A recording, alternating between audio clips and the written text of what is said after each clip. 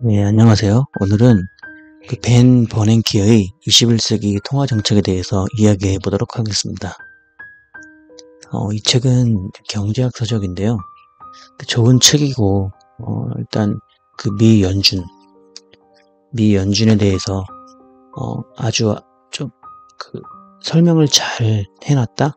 경제학에 대해서 많이 모르더라도 이 책을 한 권 읽으면 그 미 연준의 통화 정책에 대해서 경제 정책에 대해서 좀 알 수 있는 아주 좋은 책이라 그래서 좀 읽게 되었는데요. 결론적으로 말씀드리면 제가 경제학 지식이 많이 없는 것도 있지만은 정말 좀 이해하기는 매우 좀 어려웠던 책이었던 것 같습니다. 그래서 이 책이 이렇게 총 보면은 4부까지 구성이 되어 있는데요. 많은 시간을 투자하였지만 2부까지밖에는 못 보겠더라고요. 3부, 4부는 일단 좀 다음으로 미루어두기로 했습니다. 이 벤 버냉키에 대해서 먼저 이야기를 해봐야 될 것 같은데요. 이 벤 버냉키 이분은 그 미국의 제14대 연방준비제도 의장이고요. 22년 노벨 경제학상 수상자입니다. 보통 천재이면 글을 잘 못 쓰는데 이분은 천재이면서 글솜씨까지 있는 보기 드문 분이라고 합니다. 그러면 먼저 미 연준에 대해서 한번 좀 짚고 넘어가는 게 좋을 것 같은데요. 그 미 연준이란 또 무엇일까요? 미 연준은 대통령이 임명하고 그 상원이 승인한 이사 7명으로 이루어진 연방준비제도 이사회에 의해서 운영되며 정부로부터는 철저한 독립성을 보장받고 있다고 합니다. 가장 중요한 기능은 미국의 달러의 발행이며 그 외에 지급준비율 변경, 주식거래에 대한 신용규제, 가맹은행의 정기예금 금리 규제, 연방준비은행의 재할인 등을 결정한다고 합니다. 미국 달러가 세계 기축통화로 쓰이는 만큼 여기에 미 연준의 결정은 미국 및 세계 경제 전반에 많은 영향을 미치고 있다고 합니다.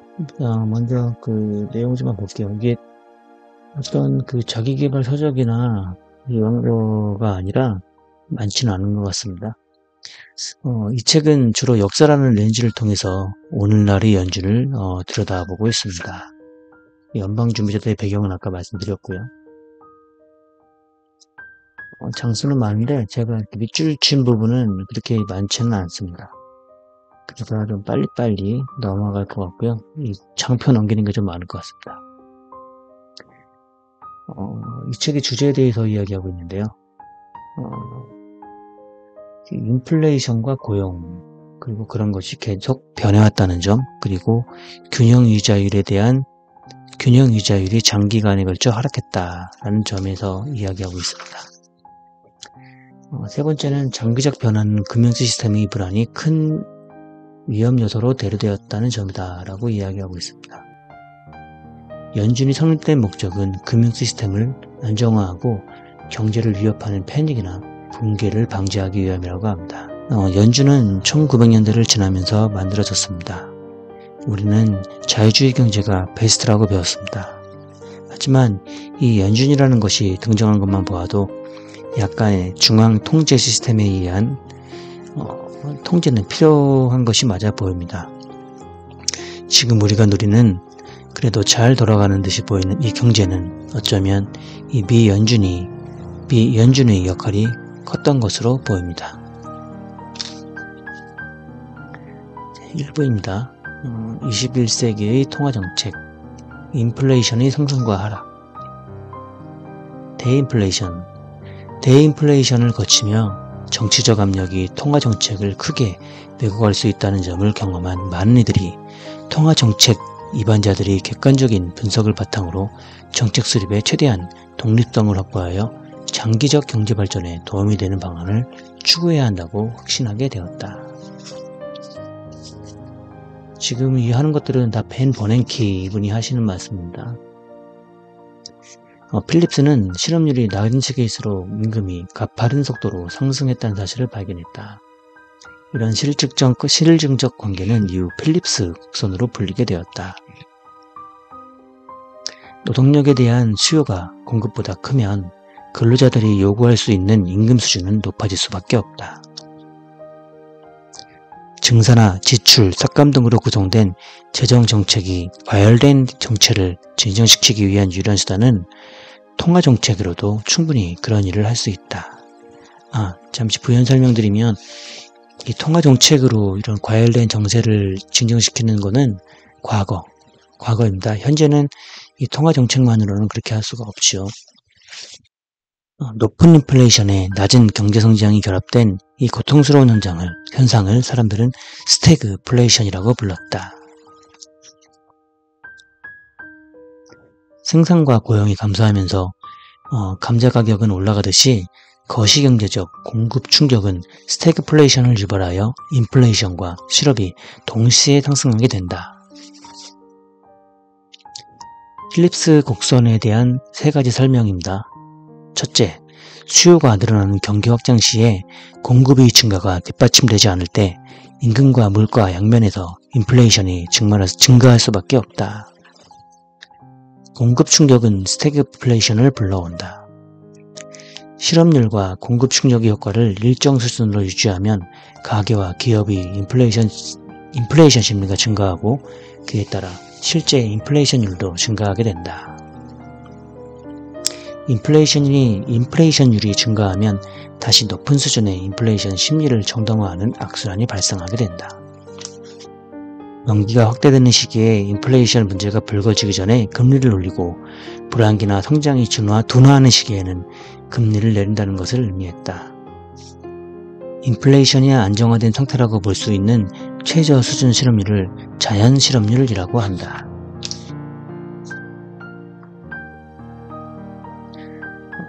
번스와 볼커에 대해서 이야기가 나옵니다. 이 두 분 다 그 미 연준의 의장을 지냈던 분이고요. 과거 1960년대에 미 연준의 의장을 지냈던 분이라고 보면 될 것 같습니다. 인플레이션이 급증하며 긴축을 밀어붙이다가 실업률이 조금만 올라가도 다시 완화로 돌아서는 이런 패턴은 결국 아무런 효과를 거두지 못한 채 인플레이션과 인플레이션 심리만 조금씩 증가하는 결과를 낳고 말았다. 과거에 이런 미 연준의 1973년에 있었던 이야기입니다. 다른 분야에서도 마찬가지지만 정책 결정에서 가장 중요한 것은 바로 신뢰이다. 대통령은 미국이 경제와 금융 위기에 처했다는 사실을 분명히 알았고 월스트리트는 강직한 성품으로 연준의 정치적 독립을 지켜낼 인물을 원했다. 바로 볼커가 그 조건을 충족하는 사람이었다. 연방기금리 목표를 정하고 그 금리를 관철하기 위해 은행 지급준비금과 통화량을 조절하기보다 볼커는 거꾸로 통화량 증대의 목표를 정하고 기금금리는 그에 맞게 자유롭게 조절하고자 제안했다. 이 새로운 전략은 정책금리를 조금씩 올리는 정통적 방식을 파기해버렸다. 그런 방법으로 인플레이션을 도저히 관리할 수 없다는 것이 이미 드러난 상황이었다. 이 의회는 연준이 월스트리트를 향해 인플레이션을 물리칠 확고한 의지와 함께 그 목표를 위해서라면 연준의 기존 방식마저 폐기할 수 있음을 보여주었다.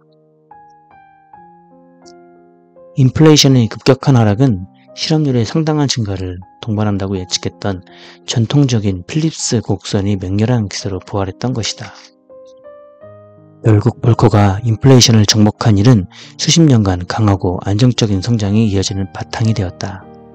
경제학자들은 이 시기를 대안정기라고 부른다. 번스와 달리 볼커는 오늘날 중앙은행은 놀랄 정도로 좋은 평판을 얻고 있다라고 말할 수 있었다. 이는 두말할 것도 없이 그가 연준을 이끌면서 인플레이션을 진정시키고 그에 따른 금융과 경제 흐름을 잘 관리한 덕이었다. 볼커의 강연은 당시 중앙은행 책임자와 경제학자, 나아가 정치인들이 대인플레이션으로부터 얻은 교훈을 잘 요약했다.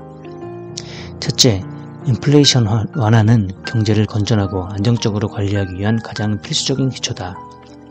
둘째, 중앙은행은 인플레이션 심리에 대처하고 인플레이션 기대를 낮은 수준에 묶어둘 정도로 충분한 신뢰를 얻고 끈기를 보여준다면 분명히 인플레이션을 낮은 수준으로 관리할 수 있다. 마지막으로 중앙은행이 신뢰를 얻기 위해서는 단기적 정치 압력으로부터 독립성을 유지한 채 통화 정책을 운영할 자율권을 지녀야 한다. 네, 이제 3장입니다. 그린스펀과 1990년대의 대호황입니다. 그린스펀이 연준 은정으로 해결해야 할 정책적 과제는 크게 두 가지였다. 첫째는 볼커가 인플레이션에 대하여 거둔 성과를 강화하면서도 강력한 경제 성장을 유지하는 일이었다. 그는 1990년대 내내 통화정책을 관리하며 이루어진 구조적, 기술적 변화는 인플레이션에 대한 기존의 상식을 거의 모두 바꿔놓았다. 블랙 먼데이 그리고 1990년부터 1991년까지의 불황. 이 그린스펀이란 분이 이 연준 의장이 되면서 아마 많이 들어봤을 텐데 이제 주가가 다우존슨 지수가 23%나 떨어지는 블랙 먼데이가 일어났었습니다. 그린스펀이 이끄는 연준은 주가 하락을 되돌리거나 특정 수준에 묶어두려 한 것이 아니라 금융 시스템과 경제 전반에 미칠 시장 붕괴의 충격을 최소화하는 데 집중했다.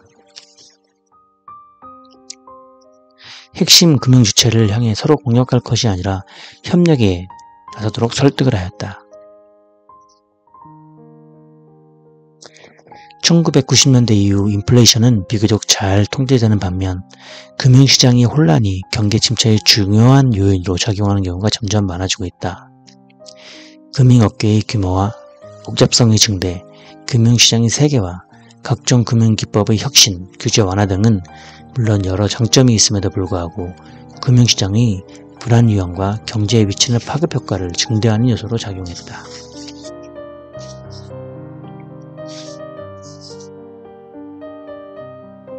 그린스펀이 해결해야 할 과제는 정치적으로는 더 쉬웠을지 모르나 기술적으로는 훨씬 어려운 것이었다.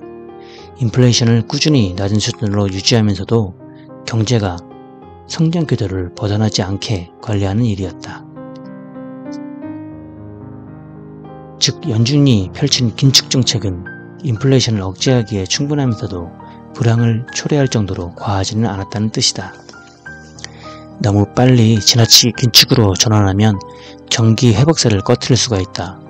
반대로 긴축 조치가 너무 약하거나 느리면 인플레이션이 재발하여 추가 긴축 정책이 필요하고 나중에는 실업이 더 증가할 수 있다.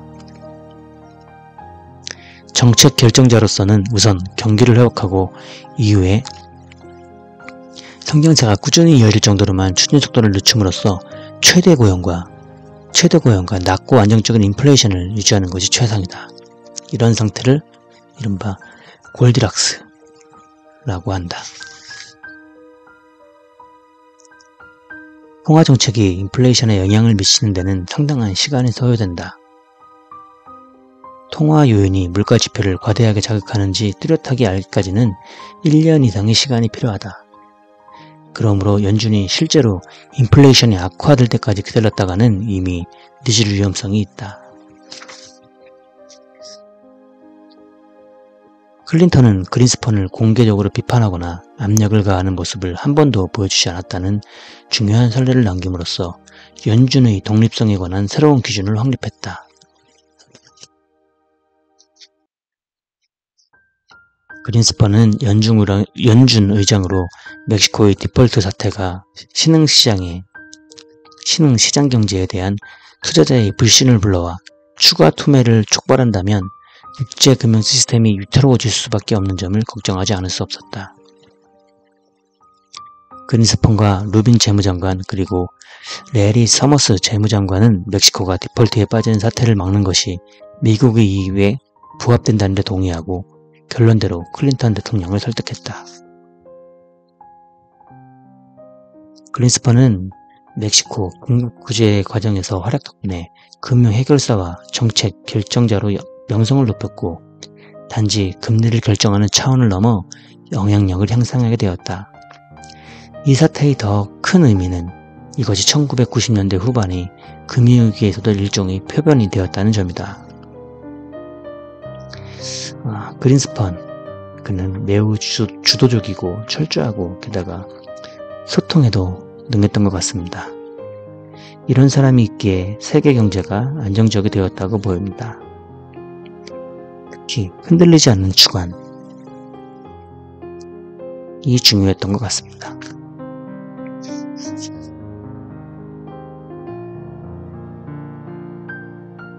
투명성이 강조된 투명성 강조. 일단 이 연준에서 투명성에 대해서 얘기가 나오기 시작했는데요. 여기에 대한 이야기입니다.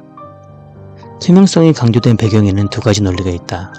첫째는 금융시장 참여자들이 정책 결정자들의 생각을 더욱 잘 알 수 있도록 생각을 더 잘 알수록 통화정책이 더 큰 효과를 낼 수 있다는 것이다. 둘째, 연준과 다른 중앙은행들은 대공황을 겪으면서 최소한 그 원인 중 일부는 정치가 통화 정책에 미치는 영향이었다고 보았던 터라 단기적인 정치 압력으로부터 독립성을 좀 더 갖추게 되었다. 그린스펀은 중앙은행이 좀 더 투명한 방향으로 변화하는 국제적 추세의 과도기적 인물이다. 시간이 지나면 FOMC, 이 FOMC 이게 뭔지 좀 궁금한 분이 계실 텐데요. 이 FOMC는 그 연방 중앙위원회입니다. FOMC는 점차 연방 기금 금리 목표에 관한 정보를 좀 더 명시적으로 공개했다. 2002년 3월 FOMC는 투명성을 향한 또 하나의 단계로 정책 조치와 발표에 관한 의결 결과를 반대표까지 포함하여 즉각 공개하기 시작했다.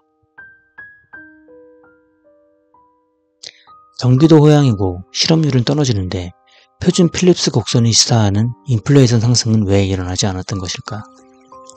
그린스펀은 경기가 확대되고 노동시장이 견고함에도 인구와 물가 상승이 완만한 이유에 대해서 한 가지 관점을 수립했다. 기술 발달, 1990년대 말의 인터넷 혁명, 로봇을 도입한 공장 자동화나 사무환경 첨단 소프트웨어 등의 기술 발전으로 근로자들은 언제나 자신이 대체될 수 있음을 깨달았다. 생산성 증대로 상품과 서비스 생산 비용에서 임금 증가가 차지하는 비용이 줄어들어가는 효과가 나타났다. 경기는 비록 성장하지만 기술이 급속한 발전과 그로 인한 생산성 증대가 인플레이션을 억제하므로 연준이 선제 조치에 나설 필요는 없다는 결론에 이르렀다. 그는 두 가지 이유로 수집된 데이터가 실질 생산 증가분을 미처 반영하지 못할 수 있다고 말했다. 첫째, 임금이 상승하는데도 기업의 이익이 높아진 것을 보면 생산 효율 증대가 비용을 억제했을 가능성이 있다는 것이다. 둘째, 제조업 분야의 생산성이 큰 폭으로 증가한 데 비해 서비스 분야의 생산성 증대는 이상하리만큼 저조하다는 것이다. 1996년과 1997년 그린스펀이 보여준 성과는 우드워드의 책을 비롯하여 여러 곳에서 그가 받은 극찬에 어울리는 것일까? 여러 면에서 그럴 만해서 볼 수 있다. 가장 중요한 점은 경제 성과가 훌륭했다는 사실이다. 견고한 성장과 낮은 인플레이션이 지속되었다. 아울러 그가 위원회를 장악한 솜씨나 기본적인 경제 데이터의 이면을 꿰뚫어 보는 능력 등이 여러 사례로 입증되었음을 부인할 수 없는 사실이다. 인플레이션 압력을 억제한 또 하나의 핵심 요인은 연준이 인플레이션 억제자로서의 신뢰를 회복했다는 점이다.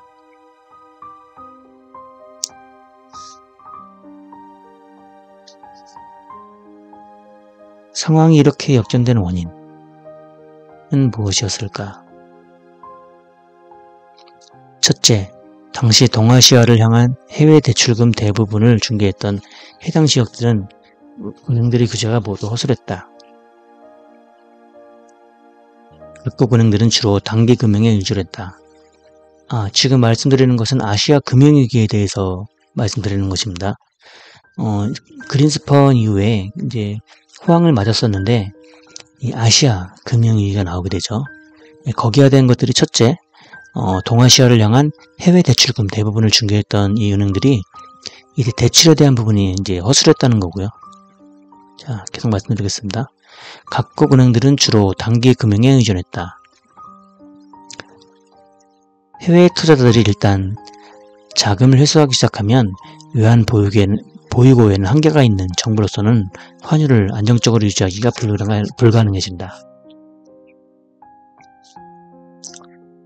한국 정부의 달러 보유량이 그간 많은 사람들이 믿고 있던 수준에 훨씬 못 미친다는 사실이 밝혀졌다. 1997년을 말씀드리는 겁니다. 한국 상황이죠. 아무 대책 없이 원화 가치가 큰 폭으로 하락하면 달러화로 표시된 한국 부채의 상당한 양이 상한 불능 상태에 빠진다. 연준은 미국 은행들이 한국에 제공한 단기 대출금을 갱신하도록 설득했고 IMF는 재무부 및 연준과 협력하여 총 550억 달러의 종합 규제책을 동원함으로써 위기를 진정시켰다. 세계 경제가 점점 더 극심한 압박에 시달리는 데는 미국만 홀로 번영을 누릴 수 있다는 믿음은 힘을 잃었다. 다시 말해 연준이 국내에서의 고난을 이행하기 위해서는 세계 경제의 변화를 고려해야 하며 특히 국가 간에 즉각적인 영향을 미치는 금융 상황의 변화를 예의주시해야 한다.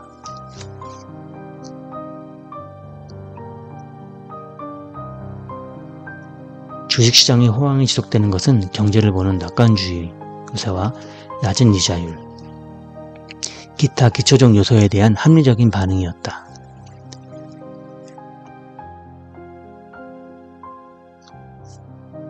금리 인상의 가장 큰 목적은 인플레이션에 선제 대응함으로써 경제의 연착륙을 유도한다는 것이다. 그린스펀 그는 2월 4일에 열린 FOMC 회의에서 말했다. 금리를 인상하려는 것이 이 시점에서 시장을 예측해보려는 일은 매우 도움이 되리라 생각합니다. 이렇게 함으로써 주식시장이 투기 움직임을 잠재울 수 있다고 보기 때문입니다. 라고 말했다. 건전하고 흥미로운 경기 호황과 인간의 어두운 본성이 이끄는 음흉하고 투기적인 주식 거품을 어떻게 명확한 잣대로 구분한단 말인가. 이 두 개는 서로 공존할 수 있으므로 문제는 생각보다 훨씬 복잡했다. 금융시장이 효율적이고 이성적이라는 생각에 전혀 동의하지 않았던 그린스펀은 1990년대의 주식가치가 과연 적절한지에 대해서 뚜렷한 관점을 지니고 있다. 그는 시장의 열기가 지속될 수 없다고 보았기에 금리 인상이나 강력한 권고 등 몇 가지 수단을 동원하여 이를 진정시키려고 노력했다.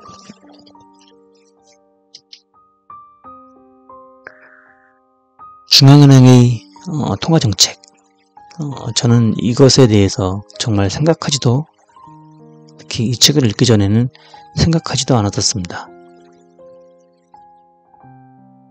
자유경제가 다 지배하는 줄 알았습니다. 하지만 20세기의 역사의 흐름을 보면 자유경제가 다는 아닌 듯합니다. 자유경제에 어느 정도 통제가 가해질 때 안정성을 확보하는 것으로 보여집니다. 특히 인플레이션, 실업률을 있는 절대적인 지표인 듯이 보입니다. 연준의 마법사들은 이 지표를 사수하기 위해 장기적, 단기적인 조치를 고민하고 실행을 한 것 같습니다. 과거에서 현재로 올수록 점점 더 많은 이론들이 나오고 거기에 대해서 효과가 나오고 있습니다. 경제는 결국 모든 것들이 복합적인 것 같습니다. 여기에 있어서 제일 중요한 것은 하나를 뽑자고 하면 연준 의장을 뽑을 수밖에 없을 것 같습니다.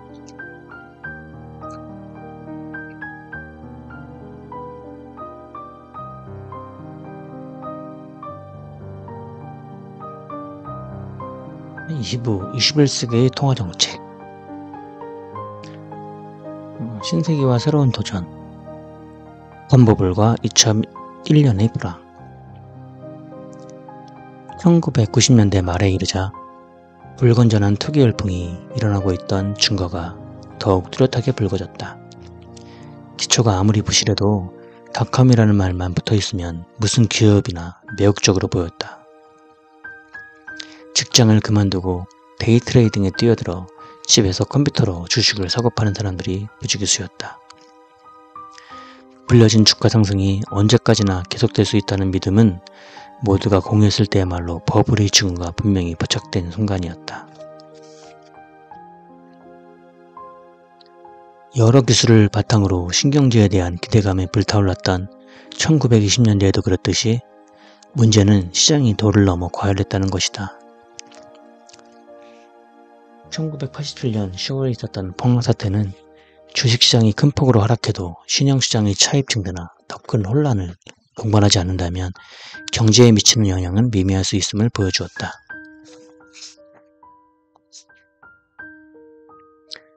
금리가 아주 낮은데 인플레이션도 동시에 낮은 상황은 도무지 이해할 수 없었다. 머지않아 그 답은 분명해졌다. 인플레이션이 지나치게 낮아지는 것은 얼마든지 가능한 일이었다.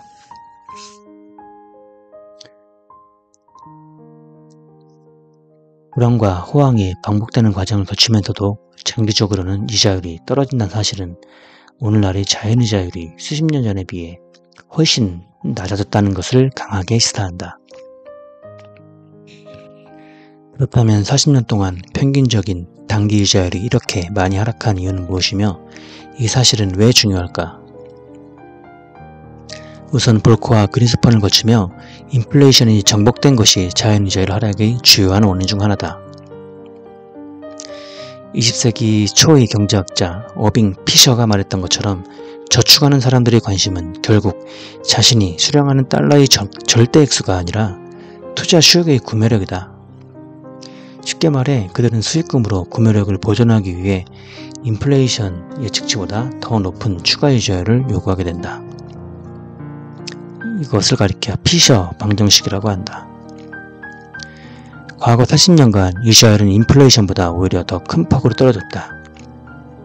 다시 말해 국채를 비롯한 기타 투자상품이 인플레이션을 조정한 실질 이자율 역시 떨어졌고 그 폭도 상당한 경우가 많다.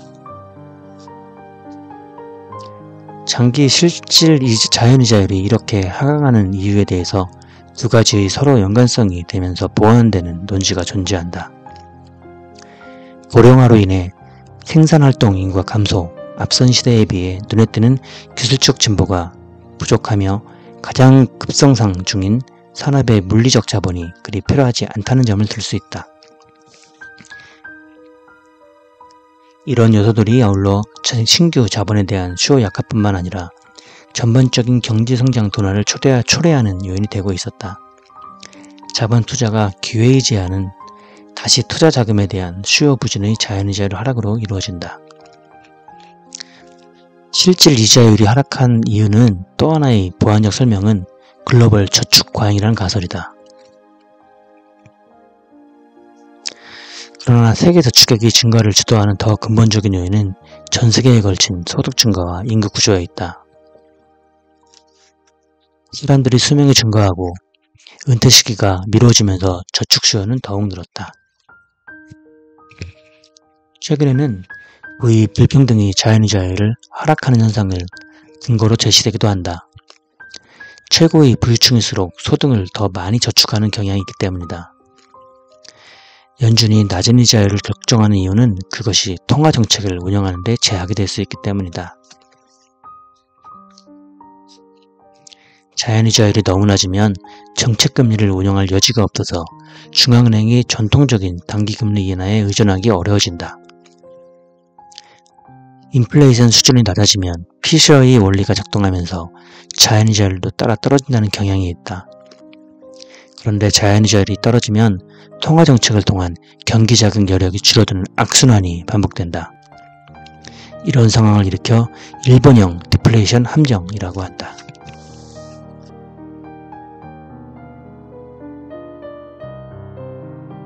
2003년 8월에 발표는 오늘날 우리가 포워드 가이던스라고 부르는 것, 즉 통화정책자들이 향후 정책 방향을 미리 알리는 것이 효과가 있음을 보여주는 명확한 사례다. 포워드 가이던스를 통해 정책에 대한 기대를 관리하고 이를 통해 폭넓은 금융 여건을 개선하는 일은 이후 점점 더 중요해진다. 주택버블. 주택버블의 원인은 무엇이었을까? 대중심리, 대출심사, 기준의 완화. 대중심리는 주택을 투자 대상으로 보는 낙관주의가 확산, 증가하는 바탕이 되었다. 안전자산이 부족하다는 인식도 주택가격 버블이 형성되는 데 한몫했다. 신용기준 완화는 사실상 주택 수요를 끌어올려 버블 형성을 촉진했다. 소득도, 직업도, 자산도 묻지 않는 저 악명 높은 인자론도 있었다. 위기가 고조되는 상황일수록 담보대출 기준이 더 엄격해지는 것이 아니라 더 느슨해지는 편을 선호하는 정치적 기류도 문제였다. 분열된 금융규제. 주택 소유 확대에 대한 정치적인 지지는 연준이나 기타 규제당국이 주택 및 담보대출 시장에서 조성되는 위험을 늦추거나 회복하려는 노력을 가로막은 주범이었다. 연준을 비롯한 규제당국이 시도해볼 만한 방법이 있었음을 알 수 있다. 예를 들어 그린스펀과 다른 기관장들은 자신이 가진 발언권을 이용해 주택시장 규제 완화 흐름이 유발할 위험을 조금 더 적극적으로 지적할 수 있었다. 그린스펀의 사각지대는 그가 위험 가능성에 주의를 기울이지 않아서 발생한 것이 아니었다. 그가 실수한 점이 있다면 잘못된 대출 관행과 과도한 위험감사 풍조에 대해서 은행 경영진이나 이사회의 자기 이해 등을 기반으로 시장이 자정 능력을 발휘할 수 있다고 너무 믿었다는 점이다. 그는 너무 소극적이었다. 10여 년에 걸친 악성 대출이 금융계에 심각한 취약성을 자아냈다는 사실을 충분히 깨닫지 못했다는 것이다. 세계 경제는 낮은 인플레이션 실업률로 잘 지낸 듯 보이지만 지속적으로 떨어지는 자연이자율은 연준이 할 수 있는 활동을 줄이며 특히 악성 대출의 증가는 부동산 버블을 일으키고 있었습니다. 특히 주택 버블은 연준에 숙제를 주었습니다. 주택버블은 부동산을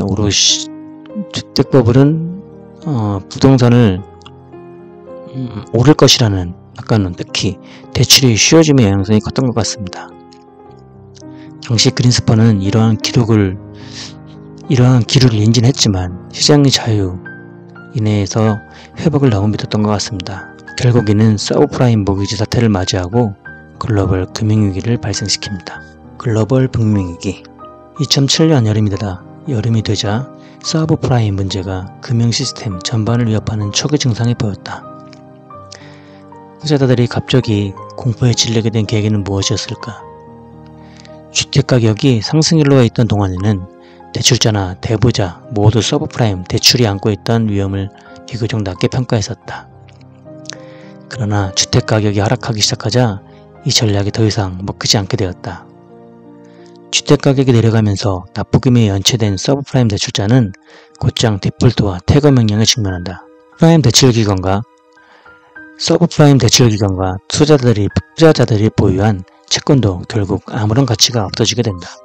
서브프라임 모기지 실제 손실이나 추산치 자체가 대단히 큰 것은 아니었는데도 서브프라임의 붕괴가 막대한 피해를 몰고 온 이유는 이것이 고전적 형태의 금융 패닉을 이별했기 때문이다. 처음에는 서브프라임 모기지에서 출발한 패닉은 시간이 지날수록 눈더미처럼 불어나 가계와 기업의 모든 신용에 대한 불신으로 이어졌고 사실상 금융 시스템 나아가 경제 전체가 붕괴하다시피 했다. 모든 패닉은 유사한 순서를 따른다. 패닉의 발생은 대개 은행이나 기타 금융기관이 획기적 대출 및 투자 상품을 대규모로 확대한 후에 발생한다. 오랜 기간에 걸쳐 형성된 복잡한 취약성은 전례 없는 규모의 글로벌 금융위기가 태동하는 바탕이 되었다. 그림자 공융, 도매 공융, 자금 조달, 유동화의 기법이 빠르게 증가했다는 것이다. 이런 부분 넘어가겠습니다.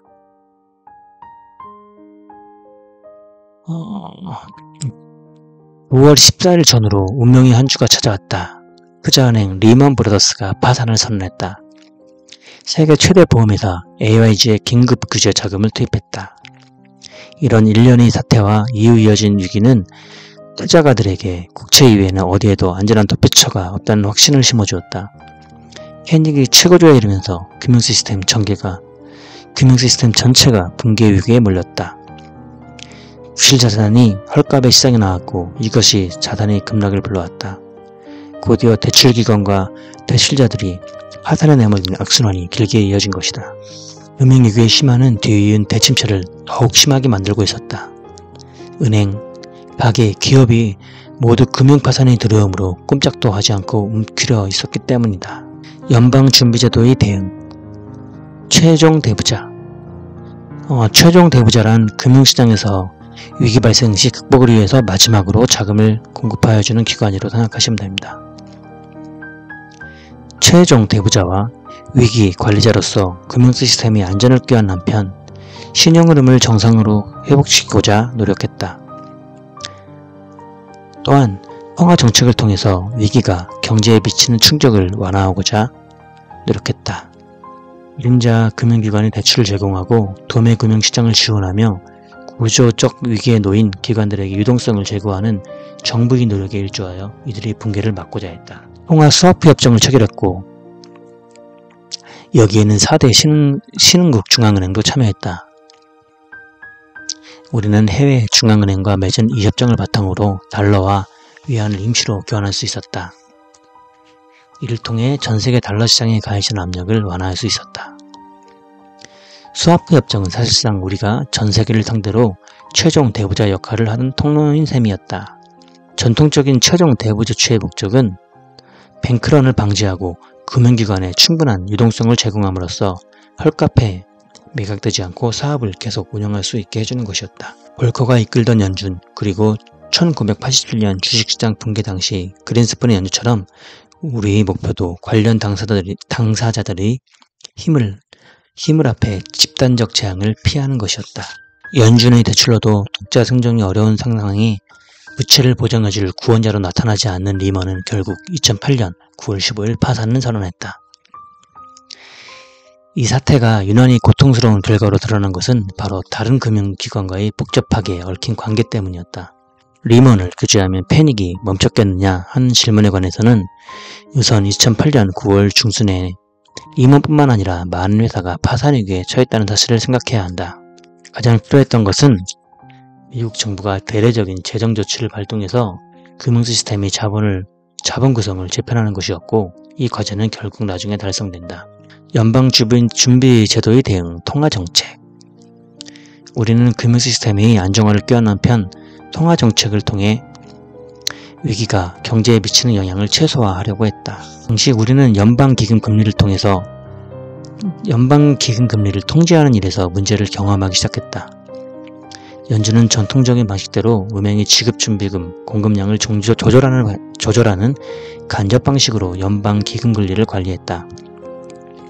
그러나 한편으로는 최종 대부자의 역할을 통해 이미 수천억 달러를 금융시스템에 쏟았고 있던 터라 우리가 최종 대부자로서의 유동성을 공급하려던 노력이 한편으로는 통화정책의 걸림돌이 되고 말았다는 말이다. 우리는 정책금리의 통제력을 되찾기 위해 국채를 판매하는 등의 수단을 동원해서 지급준비금 잉여분을 해소하고자 했다. 공동금리 인하 작전이 성공한 것은 틀림없었으나 사실 뚜렷한 효과는 없는 것으로 나타났다. 발표 직후 시장이 급등했지만 결국 하루 만에 원상태로 복귀했다.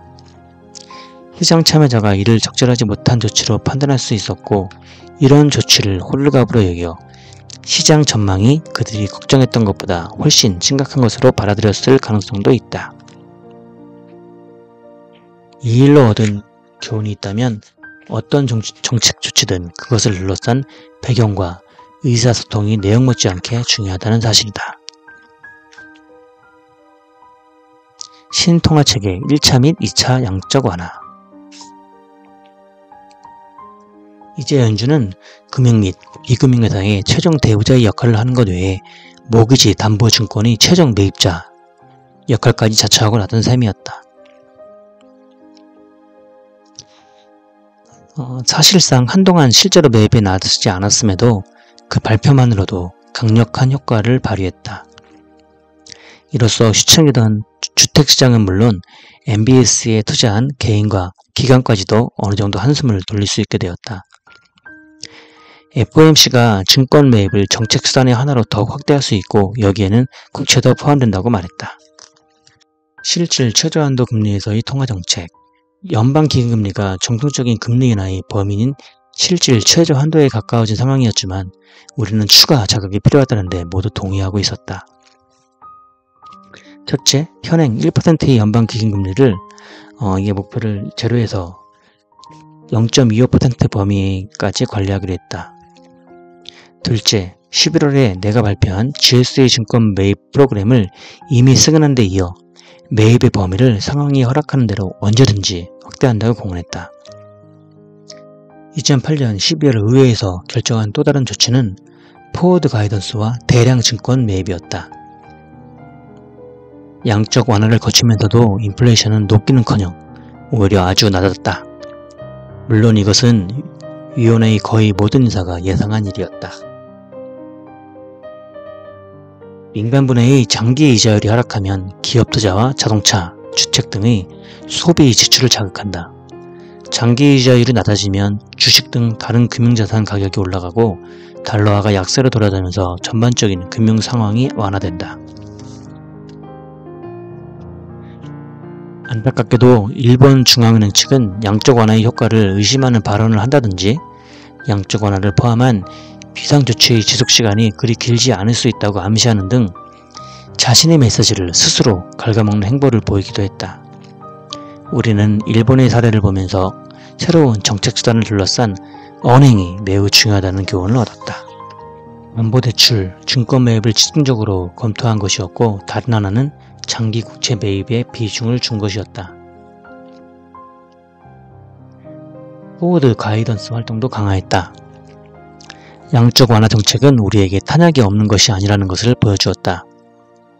수익률만 높아진 것이 아니라 주가 상승과 신용시장 개선이 동반되었다는 것은 세계 경제 성장과 약간 높은 수준의 인플레이션에 대한 기대가 높아지고 자산 도피처로서의 미국 국채 수요가 줄었음을 의미할 가능성이 더 컸다.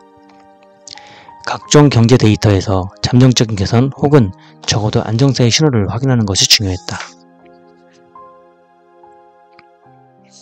새로운 통화 공급의 위력과 스트레스 테스트의 성공, 거기에 연방 재정 프로그램이 더해짐으로써 혼란한 금융시장이 안정되고 성장이 다시 시작되는 데 큰 역할을 했다.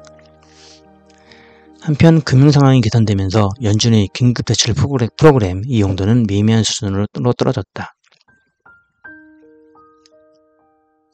2010년 5월 마침내 1차 양적 완화를 종료했다. 2009년 3월 이후의 통화정책 휴지기. 과거 경험에 비추어 볼 때 결국 긴축 통화정책은 완화 정책보다 더 점진적으로 정밀한 조율을 통해 진행돼야 한다. 신규 매입을 중단하고 다른 방법을 통해 은행 지급품을 준비하는 것이었다. 예를 들면 만기가 돌아오는 증권을 재투자하지 않는 방법이 있었다.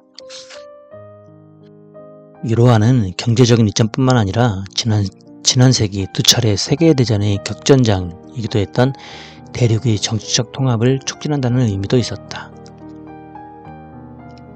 그러나 2010년에 유로 지역은 아직 그 건설이 진행 중인 실험장에 가까웠던 터라 글로벌 금융위기의 취약성에 고스란히 노출되어 있었다. 국가별로 완화나 긴축 등 서로 다른 통화정책의 필요성에 대응하기 어렵다는 문제가 있었다. 정책이 통합되었다곤 해도 재정정책은 그렇지 않았다. 유럽의 은행 시스템은 은행 규제 시스템이 아직 통합되지 않고 있었다. 위기에 봉착한 은행을 구제하는 중앙 집중형 정책이나 자원도 없이 그런 문제는 해당 국가에 맡겨진 상태였다. 유로 지역은 재정 및 금융정책의 부재로 인해 무너지는 금융 시스템의 자본 구조를 미국과 같은 정도로 재편하지 못한 탓에 이어지는 위기에 계속해서 약점과 취약성을 드러내는 것을 물론 대출 여력도 훨씬 떨어져 있었다. 유럽의 금융 충격이 미국을 새로운 불황과 국면에 빠뜨릴 위험성을 경고하고 있었다. 2010년 8월 경제 분석가들은 고용과 생산의 둔화에 주목하며 성장 예측과 실업률 전망을 각각 큰 폭으로 하향 및 상향 조정했다. 정책 재개 2차 양적 완화.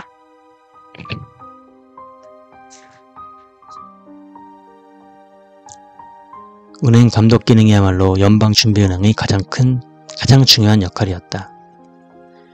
의회에서 반연중 정서가 그토록 인기를 얻었던 이유는 무엇일까? 이에 관해 여러 설명 중에서 내가 가장 궁금해하는 것은 세라 바인더와 마크 스펜들이 제시한 희생양 이론이다. 그들의 해석에 따르면 의회가 연준에 일정한 독립성을 부여한 까닭은 의회가 정치적인 이유로 감당하기 싫어하는 꼭 필요하지만 인기 없는 일을 중앙은행에 떠맡기기 위함이다. 이 전통적인 통화정책에 제기되었던 당시 반대 주장의 상당수는 원칙론에 입각한 걱정이라기보다는 진영 논리에 사로잡힌 우파의 마구잡이 총질에 가까운 것으로 보였다. 대중에게 다가가는 방향으로 커뮤니케이션 전략을 바꾼 것은 오래도록 지속될 건설적 변화였음에 집중되었고 연준이 일반 대중에 미치는 정책의 효과를 더 깊이 이해하는 계기가 되기도 했다.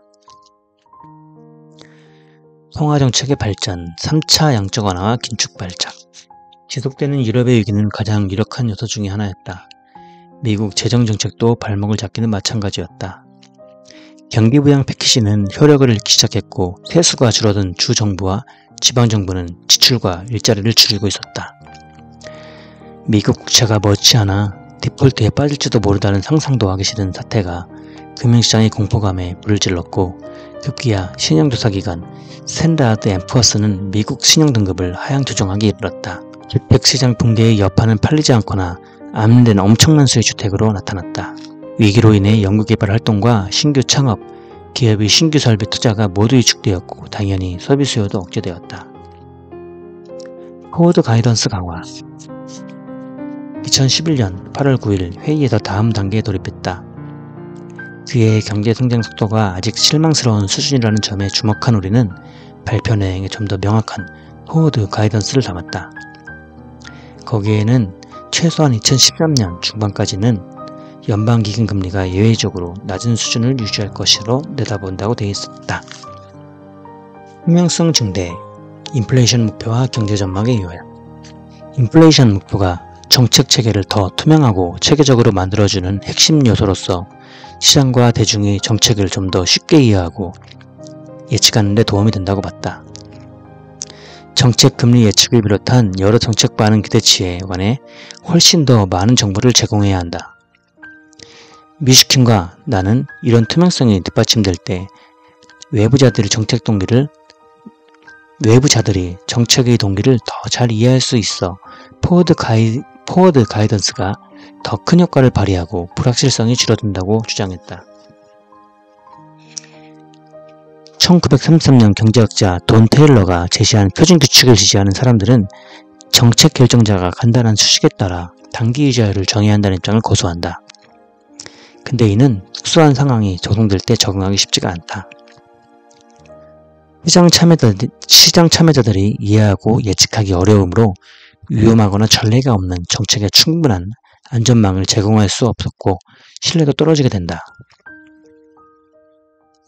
미슈킨과 나는 인플레이션 목표 설정이 엄격한 정책 규칙과 무한정의 재량권 사이에서 합리적인 절충점으로 작용해 정책 결정자에게 이른바 제한된 재량권을 부여해야 한다고 주장했다. 제한된 재량권은 정책 결정자가 자신의 판단하에 특수한 상황에 대응하고 여러 정책 목표들 사이에 경중을 가늠할 수 있게 해준다. 정책 결정자는 장기간에 걸쳐 인플레이션 목표 수준을 달성해야 한다. 결정 내용에 대해 대중에 설명해야 한다. 인플레이션 목표를 선언하고 무엇보다 그것을 꾸준히 달성하는 것이 가장 중요하다. 인플레이션 목표가 신뢰를 얻으면 사람들은 식품이나 가격의 일시적인 등락이 있더라도 그것을 장기 기대치에 반영하거나 그것을 기준으로 임금과 물가를 형성하는 행동은 보이지 않게 된다. 나는 2006년에 의장이 되고도 목표 설정 문제는 그저 조심스럽게 접근했다. 물론 그것이 올바른 방식이라는 생각에는 변함이 없었으나 먼저 위원회를 상대로 충분한 사전 작업을 해야 한다는 걸 알고 있었다.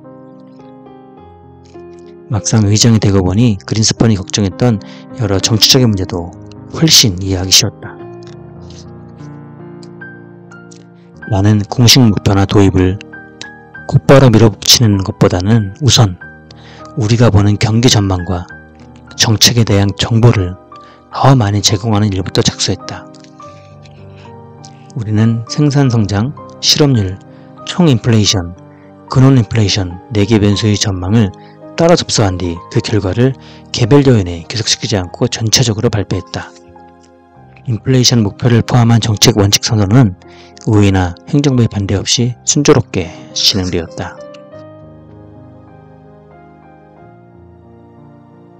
3차 양적 완화, 무제한 자산 매입. FOMC의 수속 조치가 곧 뒤따를 것이 확실되었다. 9월 위원회는 추가 채권 매입 프로그램을 승인했고 이는 당연히 양적, 즉 3차 양적 완화로 불리게 되었다. GSE 보증담보대출 채권을 매월 400억 달러씩 추가 매입하기로 했다. 저금리도 2015년 중반까지 지속한다고 포워드 가이던스를 하기로 했다. 결정적으로 양적 완화 3차에는 이전의 채권 매입 프로그램과는 달리 무제한적인 성격이 있었다. 내가 개인적으로 더욱 확신하게 된 것은 추가 채권 매입 방식이 여전히 어려운 경제에 도움이 되고 무제한 방식도 규모를 정해두었던 이전 방식보다 훨씬 강력한 효과를 발휘하여 신뢰를 안겨줄 것이라는 점이었다. 3차 양적 완화를 종료하기 위해서는 그 전에 노동시장 전망이 상당히 개선되어야 한다는 정도의 정성적 표현을 사용하는 쪽을 지지했다. 최소한 다음 조건이 설립하는 한 연방기금금리가 낮은 수준을 유지할 것으로 본다고 발표했다. 첫째, 실업률이 6.5%가 넘는 수준을 유지한다. 둘째, 1, 2년간 인플레이션 전망이 2.5% 이하에 머무른다. 긴축발작. 나는 의장이 된 이래 위원회의 결정과 계획을 외부에 알리는 일이 날이 갈수록 까다롭고 섬세한 노력이 필요하다는 것을 깨닫고 있었다. 양적 완화의 속도 둔화와 종료에 대한 계획은 여기에 대한 시장의 반응은 부정적이었다. 기대하지 못한 효과가 나왔으며 하루 만에 10년물 국채 수익률이 0.1에서 0.2%포인트 사이로 올랐고 주가는 2%나 떨어졌다. 장기적인 움직임은 더욱 우려스러웠다. 5월 합동경제위원회에서 내가 증언했던 때로부터 9월까지 10년 만기 수익률은 6%에서 3%로 성장하며 상승폭이 1%포인트를 다 채웠다. 통화 상황도 상당히 위축되었다. 1994년 채권 대학살을 떠올리게 한 이 현상은 결국 긴축발작이라는 이름으로 불리게 된다. 긴축발작은 양적 완화 하에 무제한 자산 매행이 동기가 되는 무엇이든 한다라는 그 논리와 그 논리를 관찰하지 못한 우리의 망설인 태도가 서로 맞지 않아 빚어진 일이었다. 사실 그 논리는 시장 참여자들이 널리 수긍하고 있었는데도 말이다. 연준의 변화. 첫째, 투명성과 의사소통. 둘째, 금융 안정을 위협하는 요소에 더욱 체계적인 주의를 기울이게 되었다. 셋째, 연준 의장에 재임하는 동안 우리가 새롭게 개발하거나 확대한 정책 수단들은 주로 필요에 따라 이루어진 일이었다. 네, 여기까지 1, 2부에 대해서 말씀드렸는데요. 앞에 시작할 때 말씀드렸다시피 결코 쉽지 않은 내용입니다. 많이 쉽지가 않죠. 특히 경제학들에 대한 이 많은 용어들은 이 책을 읽는 시간보다 그 용어를 조회하는데 많이 시간을 쏟게 만들었고요. 제가 이 분야에 있어서 좀 알았다면 책을 읽고 요약을 해서 핵심만 좀 말씀드렸을 텐데, 저도 이 경제 분야에 대해서는 초보 중에 초보기 때문에 이번에 진행한 내용들에 대해서 다소 앞뒤가 맞지 않는 부분들에 대해서는 좀 양해를 구합니다. 하여튼 자기계발도 중요하지만 이 경제에 대해서도 계속 공부를 해야 한다는 건 중요한 것 같고요. 지난번에 읽었던 이인성님의 그 경제학 책, 그리고 대한민국의 돈의 역사, 그리고 이 세 번째 책인데요. 저도 계속 경제에 대해서는 공부를 해 나갈 거고, 그런 부분에 있어서 제가 서투른 부분에 대해서는 여러분들도 좀 양해를 해주시기 바랍니다. 수고하셨습니다.